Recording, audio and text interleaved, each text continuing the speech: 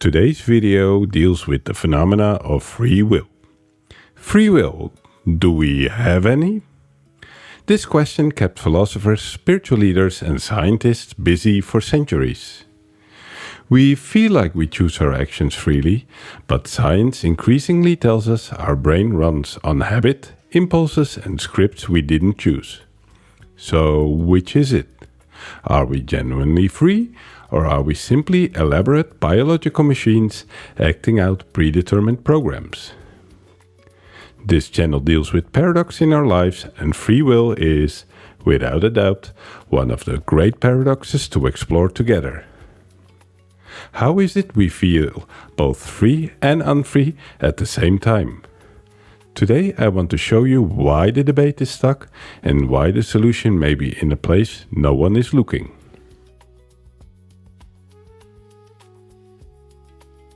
Before we talk about free will itself, I want to take a step back for a moment.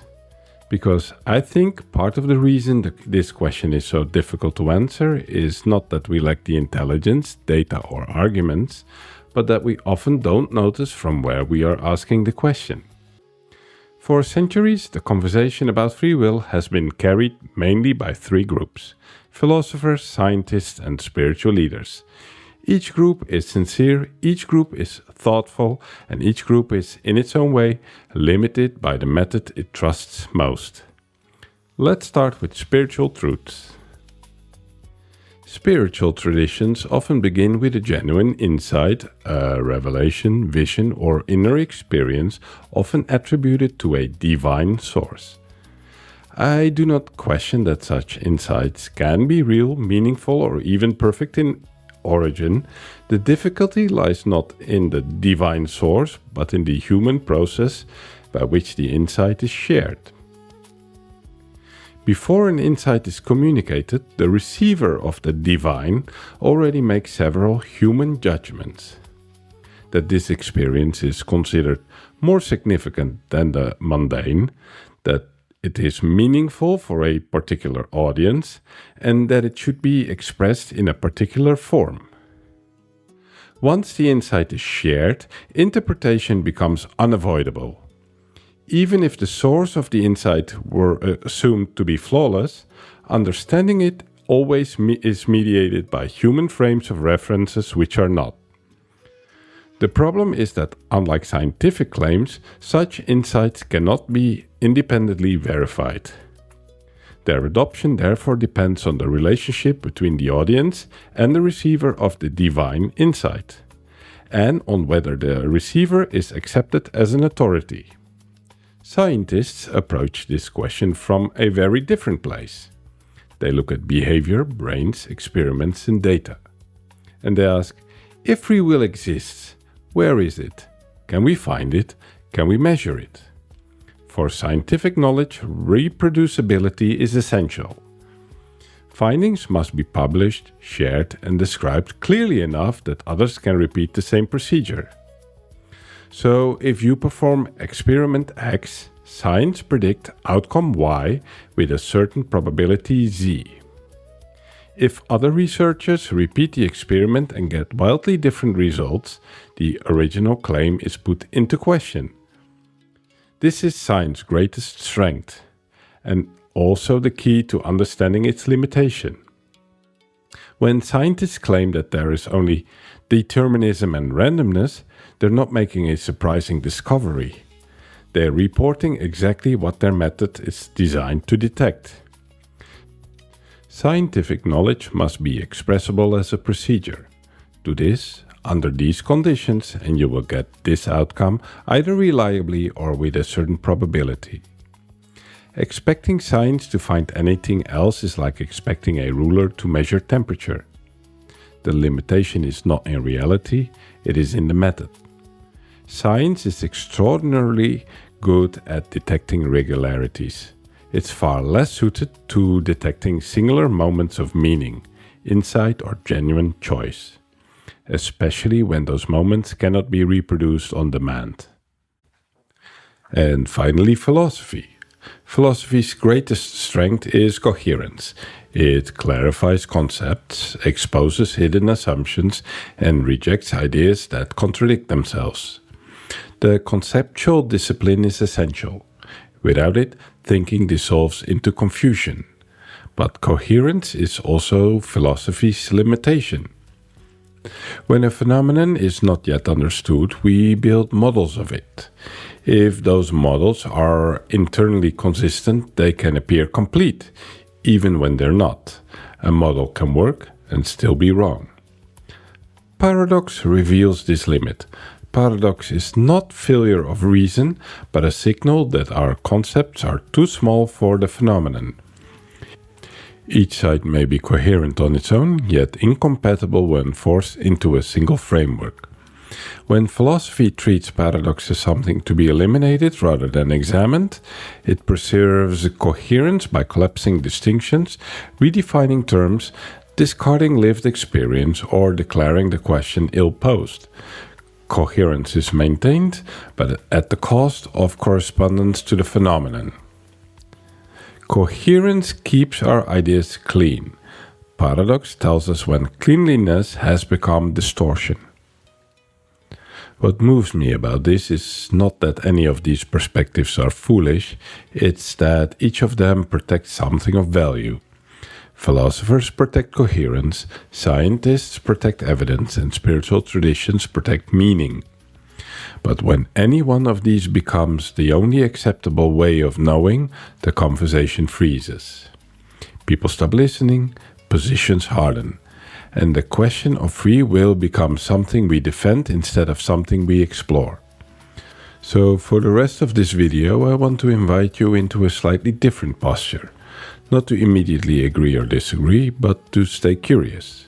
To temporarily loosen your grip on what you already think you know about free will and see whether something new becomes visible when we stop arguing from our positions and start looking at them.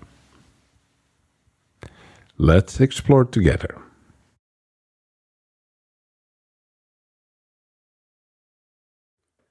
Let's start with the obvious truth.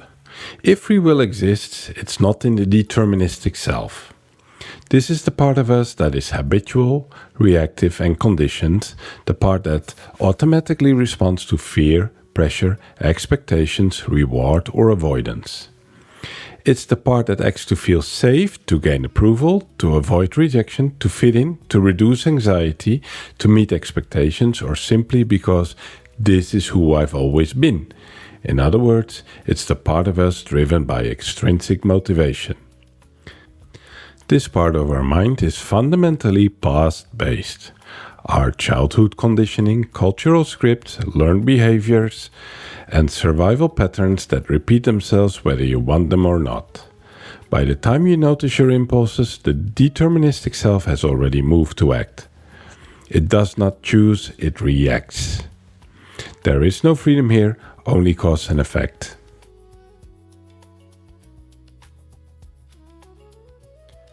Humans are not purely automatic creatures.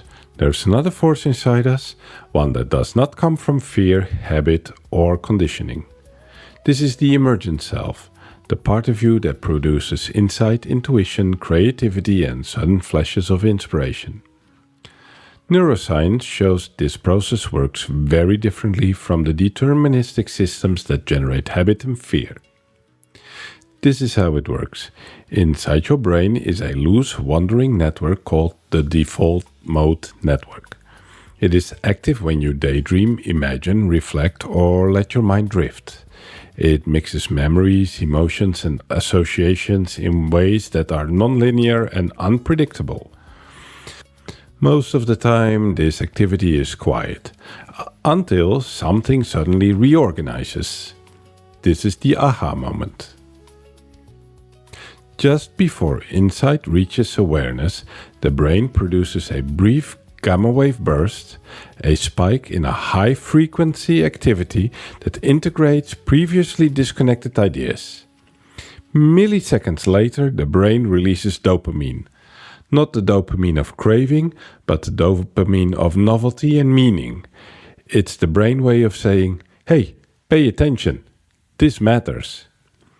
You don't choose this moment, you don't control it, you can't summon it on command. So you can prepare the soil by resting, reflection, or openness, but the sprouting itself is spontaneous. So while the emergent self is not deterministic, it is also not under your control. It offers possibility, but not a choice. If free will exists, it cannot live in the emergent self either.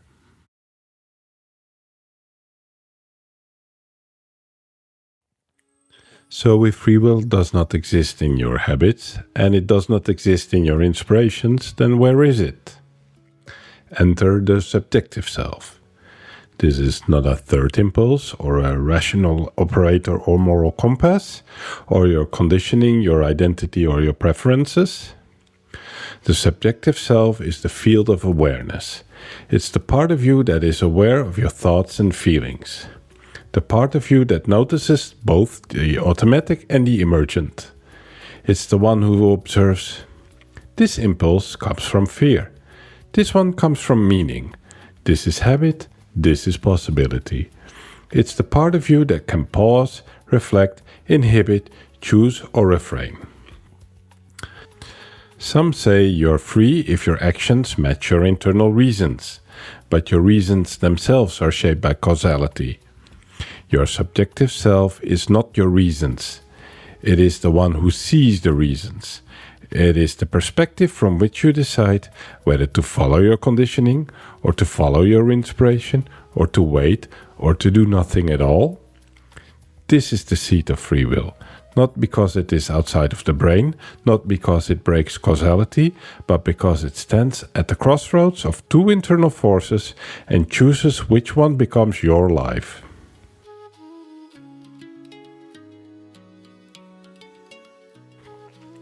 So now the picture is clear. The deterministic self gives you habit, and the emergent self gives you inspiration, but neither one gives you freedom. So where does free will live? Right here.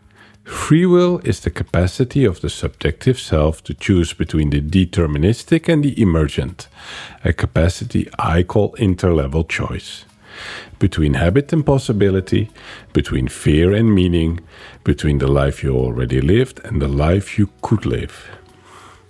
You do not choose the impulses that arise within you, but you do choose which impulse becomes your action. Free will is not the power to create ideas, it is the power to respond to them. It is not the power to erase your conditioning, it is the power to transcend it. Free will lives in the space between stimulus and response, the brief pause where the subjective self decides, who am I going to be right now?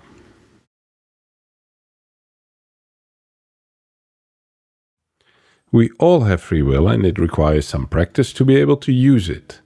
What I mean is that most of our daily behavior does not come from free will in the sense I've described.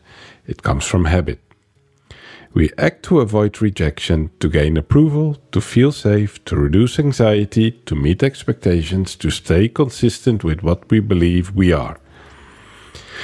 These actions feel voluntary, but they are largely automatic. They are shaped by past-based experience, social conditioning, and fear of loss. This is not failure, it is how our nervous systems maintain stability. Inspiration feels different. When inspiration appears, it's not a reaction to pressure or expectation. It's not aimed at safety or control. It carries a sense of meaning rather than urgency. And crucially, you do not choose to be inspired. The moment arrives unannounced. You cannot summon it by effort. You cannot predict when it will appear. What you can choose is what happens next. You can return to your habit, or you can act on what has emerged. That choice, not the inspiration itself, is where interlevel choice appears.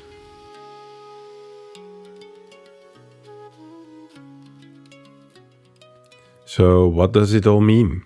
It means you're neither a machine nor a mystic. You are something far more interesting. You're a being who lives between two internal forces, one that repeats the past and one that offers possibility. And free will is the quiet, powerful moment in which you choose which one to trust. It is small, almost invisible, yet it is the hinge on which your entire life turns. Every meaningful change, every act of courage, every moment of growth began when the subjective self said, I hear the fear, I hear the inspiration, and I choose the one that leads me forward. That's free will. So ask yourself, when inspiration last appeared, did you follow it or did you follow habit? That moment was your free will. And another moment is coming soon. When it does, notice the two voices inside you, the one that protects the past and the one that invites the future. Free will is choosing which one becomes your life. Choose with awareness, choose with meaning, choose with love.